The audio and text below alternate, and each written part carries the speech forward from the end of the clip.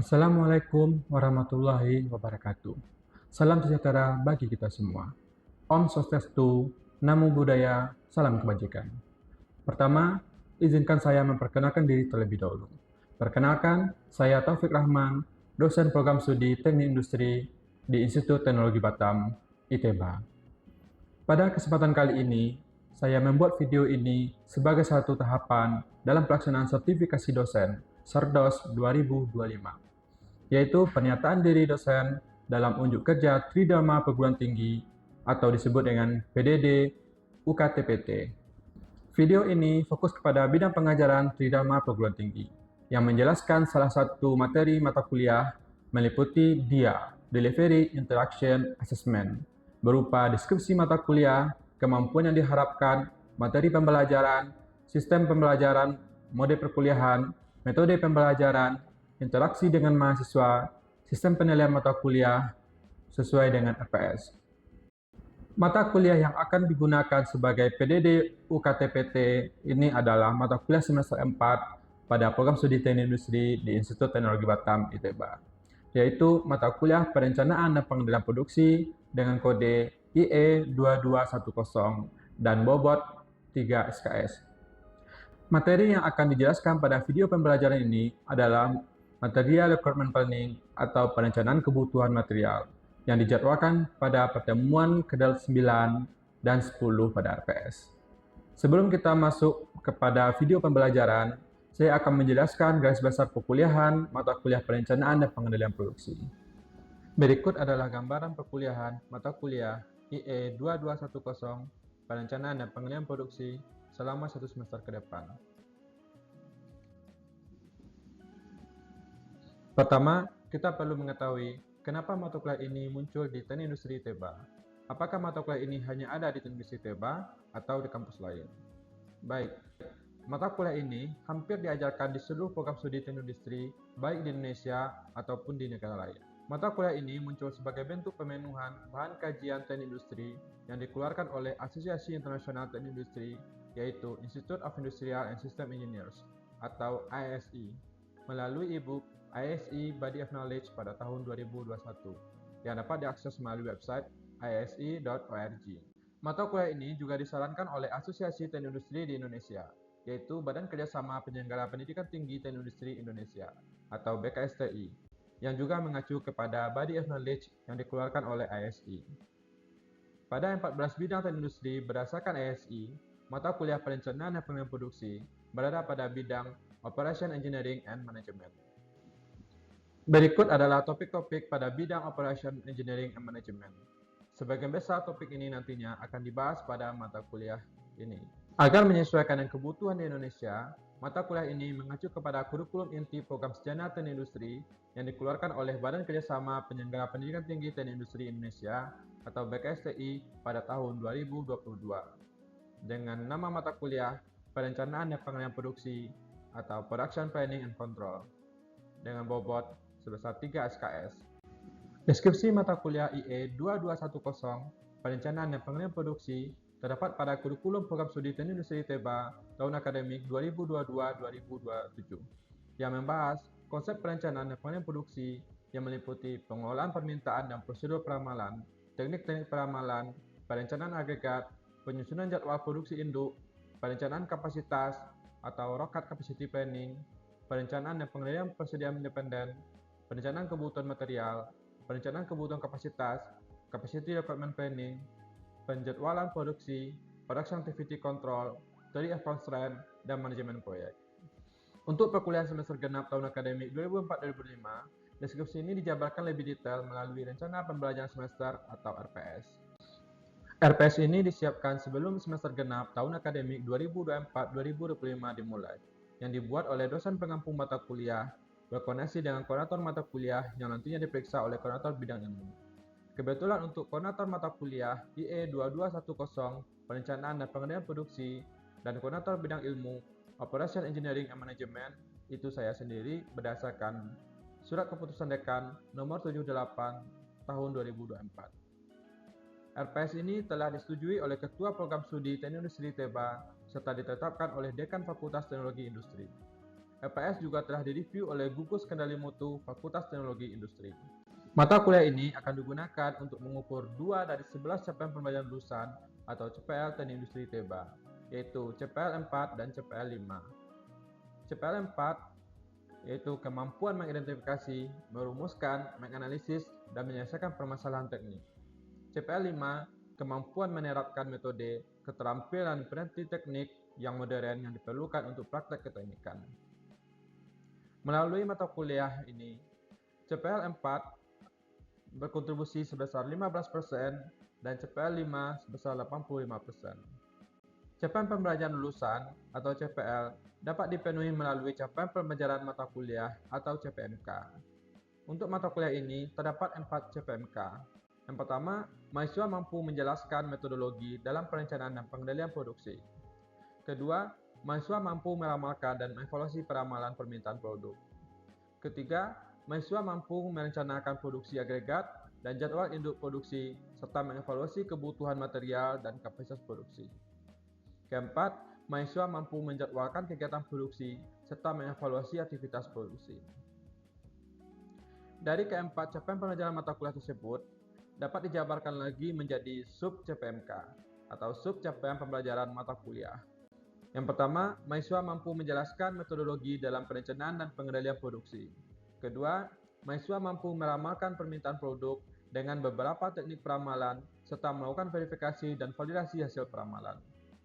Ketiga, mahasiswa mampu merencanakan produksi agregat. Keempat, mahasiswa mampu melakukan proses disagregasi, merencanakan jadwal induk produksi, serta mengevaluasi rencana jadwal induk produksi. Kelima, mahasiswa mampu memahami serta merencanakan persediaan dan kebutuhan material. Keenam, mahasiswa mampu menganalisis kebutuhan kapasitas. Ketujuh, mahasiswa mampu menjadwalkan kegiatan produksi dan proyek. 8. Mahasiswa mampu memahami pengendalian aktivitas produksi dan menyelesaikan permasalahan atau batasan produksi. Berikut diskusi mata kuliah berdasarkan LPS dengan 9 bahan kajian perkuliahan selama 1 semester. Deskripsi ini terlihat sedikit berbeda dengan deskripsi mata kuliah pada kurikulum Teknik Industri TEBA, yang disebabkan adanya beberapa penggabungan topik ke dalam satu bahan kajian.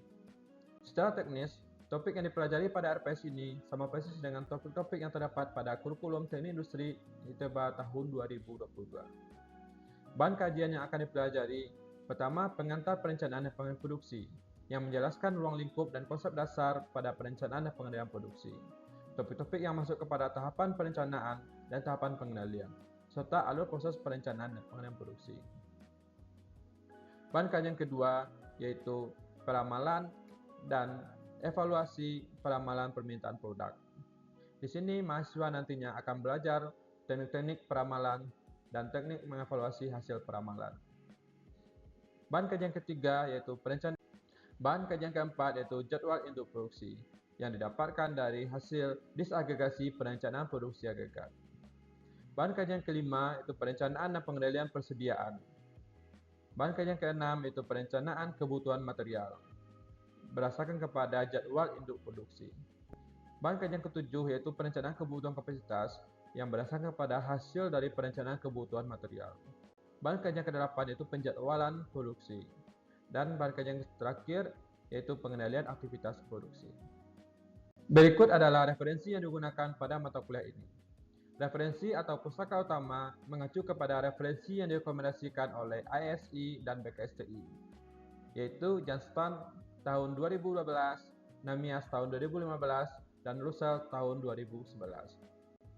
Untuk referensi Johnston, kita menggunakan edisi kelima tahun 2021, dan Russell menggunakan edisi kedua Kanada tahun 2020.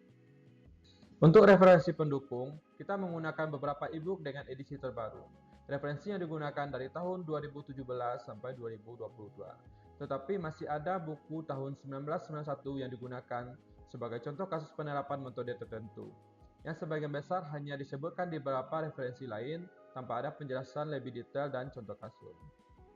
Referensi yang digunakan yaitu Bozart tahun 2019, Fogarty tahun 1991, Slack tahun 2022, Chapman tahun 2017, Persang 2018, Stephenson 2021, Schröder 2021, dan Krajewski tahun 2022. Media pembelajaran yang digunakan berupa Microsoft Office, Microsoft Word, PowerPoint, Excel. Microsoft Project untuk topik penjadwalan atau manajemen proyek. Software Arena atau Flexim sebagai contoh penerapan simulasi keseimbang lintasan produksi pada pengendalian aktivitas produksi, ataupun software lain dengan fungsi yang sejenis. Media pembelajaran hardware dapat berupa laptop atau HP dan proyektor, baik digunakan untuk penyampaian materi, presentasi, ataupun aktivitas kelas seperti pelaksanaan kuis. Berikut adalah detail rencana pembelajaran selama 1 semester. Pada pertemuan pertama, mahasiswa mampu menjelaskan metodologi dalam perencanaan dan pengendalian produksi, di mana indikator pencapaian CPMK ini adalah ketepatan dalam menjelaskan tentang metodologi perencanaan dan pengendalian produksi. Kriterianya yaitu pedoman penskoran atau marking scheme. Metode pembelajaran itu berupa kuliah dan diskusi. Pada pertemuan pertama ini, nantinya akan dilaksanakan kuis pertama, berupa pemahaman metodologi perencanaan dan pengendalian produksi. Dan kuis ini nantinya akan memberikan bobot sebesar 3% untuk pengukuran CPL 4. Pada pertemuan 2 dan 3, mahasiswa mampu meramalkan permintaan produk dengan beberapa teknik peramalan serta melakukan verifikasi dan validasi hasil peramalan. Pada pertemuan 2 dan 3 ini nantinya akan ada 2 tugas. Yang pertama yaitu adalah tugas membuat resume terkait dengan peramalan, teknik peramalan, dan galat peramalan. Dengan tujuan mahasiswa mempelajari terlebih dahulu topik peramalan ini sebelum perkuliahan dimulai. Tugas kedua yaitu adalah meramalkan permintaan produk dengan berbagai teknik peramalan dan evaluasi peramalan. Nah, tugas kedua ini merupakan tugas kelompok di mana mahasiswa nanti akan melakukan uji coba terkait dengan metode-metode atau teknik-teknik peramalan yang telah dipelajari. Untuk penilaian pribadi nantinya akan ada melalui UTS atau ujian tengah semester. Berikut adalah komponen penilaian untuk tugas kelompok 1 dan tugas kelompok 2. Tugas kelompok 1 yaitu 3% dan akan digunakan untuk pengukuran capaian pembelajaran lulusan 4 atau CPL 4. Tugas kelompok 2 itu adalah 5% yang akan digunakan untuk mengukur capaian pembelajaran lulusan 5. Berikut adalah rincian pembelajaran pertemuan ke-4 sampai dengan pertemuan ke-7 serta pelaksanaan UTS.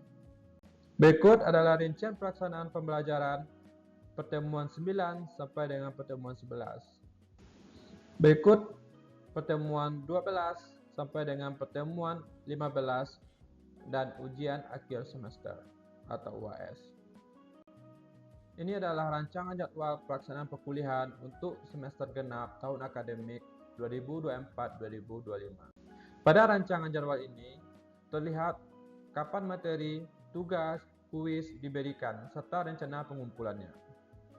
Seperti pada topik peramalan, di mana tugas kelompok 1 itu resume peramalan, itu berupa laporan dan slide PowerPoint atau presentasi, itu diberikan pada akhir pertemuan pertama, yang dikumpulkan nanti pada awal pertemuan kedua. Kemudian pada pertemuan kedua akan ada penyampaian materi untuk peramalan dan teknik-teknik peramalan. Pada pertemuan ketiga itu akan masuk kepada materi peramalan terkait dengan teknik perhitungan galat. Dan tugas kelompok 2 diberikan itu pada akhir pertemuan ketiga dengan pengumpulan itu pada awal pertemuan kelima. Berikut rancangan jadwal perkuliahan untuk setelah UTS. Berikut adalah rekapan penilaian asesmen untuk mata kuliah perencanaan dan pengendalian produksi, yang terdiri dari kuis pribadi, kuis kelompok, tugas kelompok, UTS, dan UAS. Dengan capaian pembelajaran lulusan 4 sebesar 15% dan capaian pembelajaran lulusan 5 85%. Demikian penjelasan terkait gambaran umum perkuliahan mata kuliah IE 2210 Perencanaan dan Pengendalian Produksi selama semester genap tahun akademik 2024-2025. Selanjutnya kita akan masuk kepada video pembelajaran perkuliahan pada pertemuan ke-9 dengan topik perencanaan kebutuhan material. Bismillahirrahmanirrahim. Assalamualaikum warahmatullahi wabarakatuh. Selamat pagi semuanya. Gimana keadaannya, sehat? Siap untuk pukulan kita ya? Ya, walaupun pukulan kita hitung-hitungan, karena ini masih pagi, harapannya kalian masih segar untuk menghadapi hitung-hitungan semua. Oke, baiklah, pukulan kita pada pagi hari ini yaitu terkait dengan topik kita material requirement planning atau perencanaan kebutuhan material. Nah, masih ingat apa materi kita pada pertemuan sebelumnya? Apa hubungan ini dengan materi sebelumnya? Master Production Schedule, Pak. Master Production Schedule. Tahu bagaimana hubungan antara mata kuliah Material Requirement Planning dengan MPS, jadwal hidup produksi? Tapi sebelumnya Pak, buat untuk MPS. MPS outputnya apa? Jadwal. Jadwal menunjukkan jumlah yang harus diproduksi per periode tertentu. Ya. Nah, kalau kita sudah mempunyai jadwal yang memproduksi, tentu kita butuh material. Nah, untuk itu kita melihat bagaimana sih kita mengadakan material supaya kegiatan produksi bisa berjalan dengan baik. Nah, inilah yang akan kita bahas pada pertemuan sekarang. Nah, pada pertemuan ini, kita ingat lagi dari pertemuan pertama, kita ada bahas terkait dengan yang namanya capaian pembelajaran lulusan, ada yang namanya capaian pembelajaran mata kuliah, kemudian ada yang namanya capaian pembelajaran mata kuliah yang sub CPMK-nya. Jadi sub dari bagian topik yang sekarang.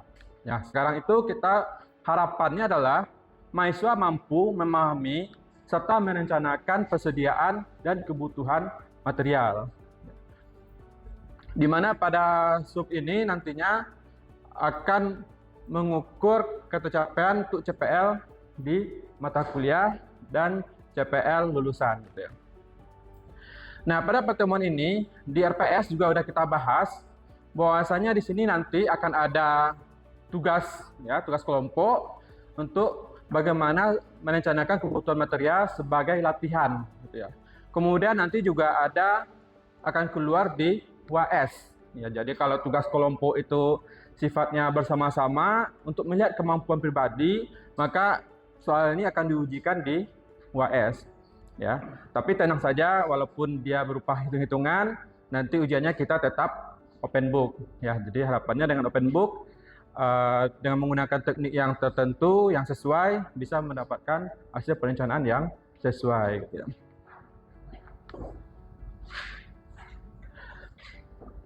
Topik kita untuk perkuliahan ini nggak banyak, ya hanya beberapa aja, ya sangat sedikit malah ya, cuma 3 gitu. Yang pertama itu introduction atau overview, melihat secara garis umum seperti apa sih material requirement planning ini. Yang kedua itu MRP proses pembuatan atau perhitungan MRP itu seperti apa. Dan yang terakhir itu adalah teknik-teknik yang bisa digunakan dalam penentuan ukuran lot pemesanan ataupun ukuran lot produksi.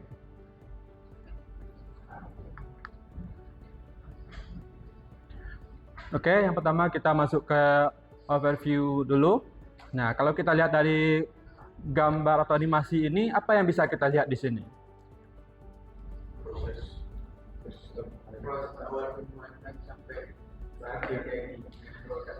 Proses pembuatan produk secara otomasi yang menggunakan mesin secara langsung. Dari awal materialnya hanya beberapa, kemudian digabung dengan material lain dalam proses sehingga menjadi produk final dan siap untuk di packing dan dikirimkan ke customer. Gitu ya. Nah, hubungannya dengan mata kuliah kita apa? Sama Pak, menyambung-nyambungkan bahan baku jadi produk. Menyambung-nyambungkan bahan baku dengan produk jadi.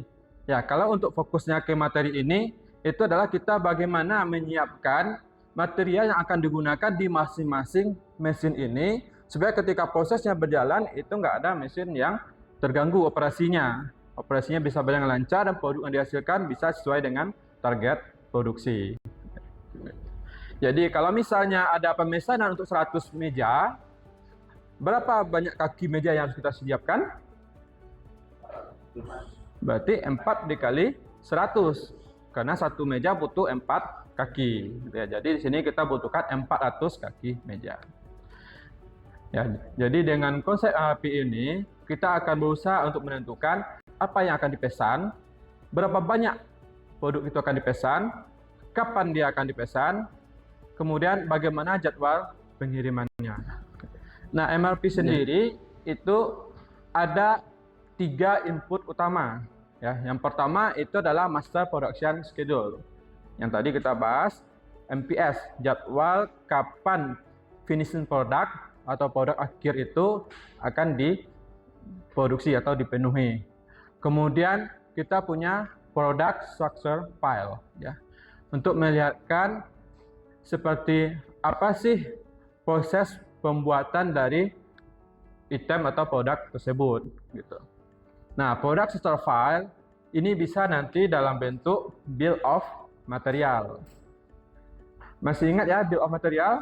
Udah dipelajari di semester 3 kayaknya, semester 3 atau semester 4 ini ya, dengan mata kuliah yang lain, gitu. Bill of Material bisa berupa tabel, bisa berupa nanti dalam bentuk grafik, ya, yang disebut dengan pohon struktur produk. Ya. Kemudian input berikutnya adalah item master file. Ya, item master file itu merupakan file yang menyatakan apa saja informasi-informasi penting terkait dengan produk tersebut. Misalnya, apakah ada jumlah pemesanan minimum, apakah ada jumlah pemesanan maksimum, atau metode pemesanan yang sedang digunakan itu seperti apa, jumlah stok sekarang bagaimana, gitu. Itu ada di item master file. Kemudian hubungannya dengan item lain apakah ada atau tidak. Nah, yang kita bahas itu teknisnya hanya kayak ini aja, hanya tabel ini aja, sangat sederhana. Ya, di tabel ini ada informasi terkait dengan item, nama itemnya atau nama produknya apa, ada lot size, menyatakan ukurannya, ukuran pemesanannya, apakah ada kebijakan tertentu atau tidak. Kemudian ada LLC, ini menyatakan low level code. Low level code sama dengan di struktur produk, level pada struktur produk. Apakah dia di level 1, 0, 2, dan seterusnya. Kemudian di sini ada lead time. Lead time itu waktu yang diperlukan untuk memproduksi atau memesan produk tersebut. Nah, kemudian di sini ada gross requirement, ada SKU receipt, projected on hand, ada requirement, plan order receipt, plan order release.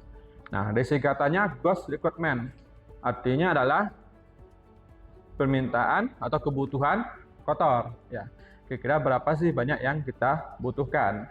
Kemudian ada schedule receipt. Ya, schedule receipt ini barang yang akan datang di periode perencanaan kita. Berarti dia sudah dipesan sebelumnya. Ketika di periode perencanaan dia barangnya akan datang. Kemudian ada projected on hand. Ya, perkiraan berapa stok di akhir periode. Ya. Kalau dia di awal periode perencanaan, ya, berarti menyatakan adalah inventory awal sebelum perencanaan kita dimulai. Ya. Jadi itu barang realnya, kondisi realnya berapa stok kita. Sedangkan untuk di periode perencanaan itu adalah estimasi atau perkiraan. Nah, ada net requirement. Net requirement itu adalah kebutuhan bersih. Nah, kalau tadi ada kebutuhan kotor, ada kebutuhan bersih. Bagaimana kita menghitung kebutuhan bersihnya? Misalnya aja kebutuhan kotornya 100 dan kita punya stok di gudang 50. Berarti kebutuhan bersih kita adalah hanya 50. Nah, itu contoh sederhananya. Berikutnya di sini ada plan order receipt, ya. Itu menyatakan berapa banyak produk yang akan dipesan dan kapan digunakan. Sedangkan plan order release itu dipengaruhi oleh lead time. Ya, berapa lama waktu pemesannya atau pengajiannya sehingga dia dilakukan berapa periode sebelum dibutuhkan. Nah, ini kira-kira informasi terkait dengan tabel MRP. Output dari MRP itu adalah plan order report. Ya, laporan untuk pemesanan, panjang pemesanan.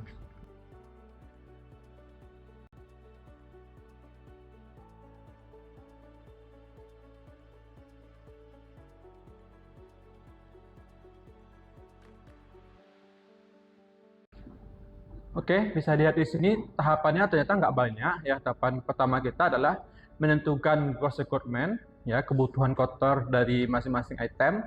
Kemudian netting, menentukan kebutuhan bersih dari item tersebut. Kemudian lot sizing, menentukan ukuran lotnya. Jika seandainya tidak ada kebijakan untuk penentuan lot tersebut, ya. Jadi kita bisa menggunakan metode-metode tertentu untuk menentukan berapa ukuran lot pemesanan ataupun lot produksinya. Kemudian ada offsetting, ya. Offsetting ini berhubungan dengan lead time, ya, waktu kapan produk ini akan digunakan dan berapa periode sebelumnya harus dipesan atau sudah mulai dikerjakan. Kemudian ada exploding, ya, dari kata-katanya explode, ya. Jadi di sini kita akan menghitung atau mengulang lagi proses ini untuk semua item-item di level pada struktur produk. Jadi nanti kita mulainya dari level 0 dulu, karena itu merupakan finishing good, ya, dari MPS. Sedangkan untuk item-item di bawah itu diambil konsumennya dari POREL, Print Order Release, pada item berada di level di atasnya. Kita melakukan teknik lot sizing, ya. Ternyata untuk requirement-nya itu adalah 40, kebutuhannya 40. Tetapi karena kita butuhnya pemesanan bisa per kelipatan 50, kita pesan 50. Akibatnya di sini itu adalah ada stok di akhir periode sebanyak 10 unit, ya. Mana ada 40. Nah, Andrea terus sampai dan requirement-nya jadinya 40, koreknya 40 dan koreknya itu di semua itu 40 gitu. Ini hasil yang dikerjakan oleh temannya, benar ya? Yang lain bisa mengerjakan? Bisa. Oke, silakan kembali ke depan. Oke, itu tadi kita ada belajar berbagai teknik lot sizing untuk menentukan ukuran lot, ya. Harapannya tadi bisa dipahami, atau kalau kurang mengerti silakan nanti dicek lagi materinya. Kalau masih bingung silakan bisa ditanyakan lagi, baik itu di luar kelas ataupun di pertemuan berikutnya, dengan harapan nanti ujiannya bisa didapatkan dengan baik. Nah, nanti akan ada tugas, ya, tugas ini tugas kelompok seperti yang dijelaskan di awal tadi. Nanti masing-masing kelompok bisa mendapatkan metode yang berbeda. Nah, untuk kelompoknya nanti silakan mahasiswa tentukan sendiri aja, tapi maksimal itu 3 orang, gitu ya. Oke, sebelum kita tutup, ada yang mau bertanya? Oke, silakan, apa mau tanyakan? Itu kan Pak, di periode ini kan yang periode pertama itu 35. Ya. Dia terpenuhi oleh POA 35. Ya. Kalau misalnya POA itu nggak ada Pak, kan berarti koreknya butuh 35 dan lead time-nya 1 minggu. Jadi gimana Pak koreknya? Oke, ya. Jadi di sini ada pertanyaan, bagaimana jika seandainya POREL ini berada di luar waktu perencanaan kita, gitu ya. Nah, berarti kita bisa melihat di sini bahwasanya jadwal induk produksinya itu tidak bisa terpenuhi, ya, ada kendala di jadwal induk produksinya. Nah, ini kebetulan di produk level 0, gitu. Berarti masalahnya langsung ke jadwal induk produksi yang tidak sesuai atau tidak tepat, gitu ya. Kita coba alternatif dulu. Kalau misalnya jadwal induk produksi ini dirubah atau diganti, dimundurkan, apakah bisa atau tidak? Atau apakah ini produk ini masih bisa dilaksanakan pemesanan di periode 0 ini, artinya di saat sekarang, atau tidak? Karena lead time-nya tadi hanya 1 minggu, bisa dipercepat atau tidak, gitu. Nah, bagaimana kalau misalnya sebelum kita mengubah MPS itu, dia ternyata item ini berada di level di bawahnya, misalnya di level 1, 2, atau 3, sehingga dia memiliki parent atau produk yang berada di level di atasnya. Mungkin kita bisa merevisi kebijakan POREL di level di atasnya. Nah, ini kita contohkan ya. Bentar, saya buat dulu misalnya seperti